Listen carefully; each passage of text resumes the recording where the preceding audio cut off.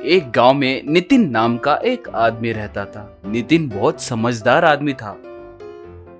नितिन के बचपन में ही माता पिता के गुजरने के कारण उसके दादाजी रघुराम नितिन को पाल पोस कर बड़ा करके उसे काबिल बनाए। रघुराम उम्र बढ़ने के कारण पहले जैसे काम नहीं कर पा रहे थे। इस वजह से घर चलाना बहुत मुश्किल हो गया था। अब परिवार की पूरी जिम्मेदारी नितिन के ऊपर ही गिरी। रघुराम का एक शेड था, उसमें स्कूटर और बाइक्स रिपेयर करते थे।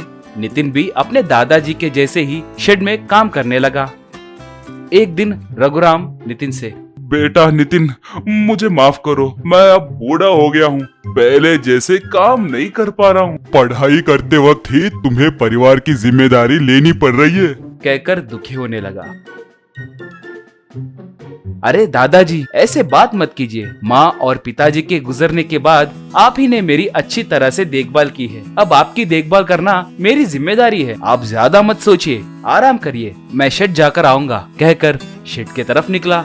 नितिन जब रास्ते से जाने लगा तभी अचानक से एक बाइक बहुत तेजी से नितिन के ठीक सामने आकर रुकी। नितिन एकदम से घबरा गया। नितिन तब उस आदमी को देखकर, रे गौरव, तुम हो क्या? क्यों रे, क्या हुआ? इतनी तेजी से जा रहे हो? जरा देख के चला सकते हो ना?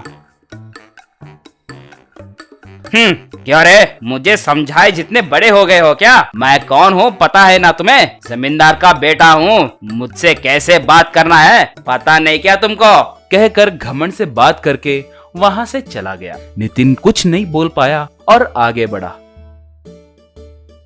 शेड को पहुंचते ही नितिन के पास एक आदमी आकर,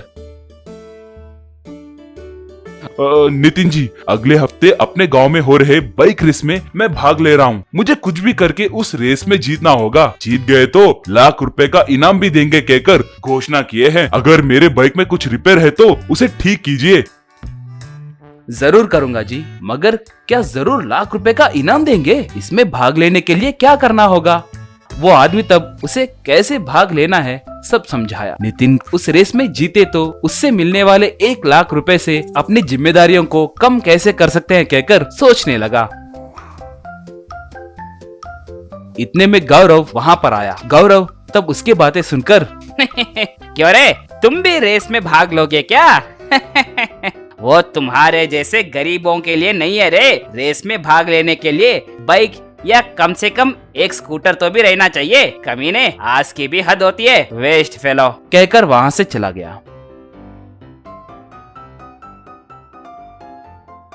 उसके बातें सुनकर नितिन बहुत दुखी हुआ, मगर उसकी परवाह करे बिना उस बाइक को रिपेयर करते हुए वहीं रह गया। शाम के समय उस बाइक रेस के बारे में ही सोचते हुए घर पहुंचा।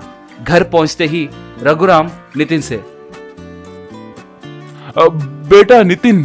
मगर नितिन अभी भी उसी बाइक रेस के बारे में सोचते रह गया।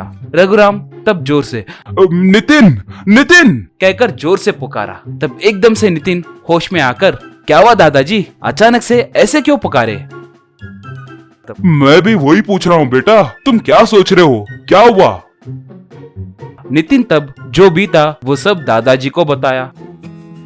बेटा, तुम्हारे पिताजी उस जमाने में बहुत बड़े साइंटिस्ट थे। उन्होंने एक स्कूटर को तैयार किया था। वो बहुत तेजी से चलेगी कहकर बोलते थे, मगर उस जमाने के रूल्स के प्रकार सरकार वाले उसे आगे लाने नहीं दिए। इस वजह से तुम्हारे पिताजी उसे बगल में रख दिए। दादाजी, क्या ये सच है? एक बार मुझे वो गाड़ी दिखाइए। उसके दादाजी उसे अंडरग्राउंड में ले जाकर उस गाड़ी को दिखाए।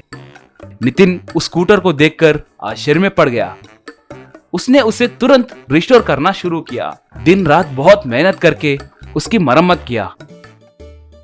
अगले दिन रेस में भाग लेने आया। वो जब रेस में भाग ले रहा था तब उसके साथ रेस करने वाले उस जंग लगी हुई स्कूटर को देखकर, इस जंग लगी हुई स्कूटर के साथ ये रेस करेगा, कहकर उसका मजाक उड़ाने लगे। मगर नितिन उनकी बातों की परवाह नहीं किया। गौरव भी उसका मजाक उड़ाने लगा, फिर भी वो उन्हें कुछ नहीं कहा। रेस शुरू हुई। नितिन बहुत तेजी से स्कूटर को चलाकर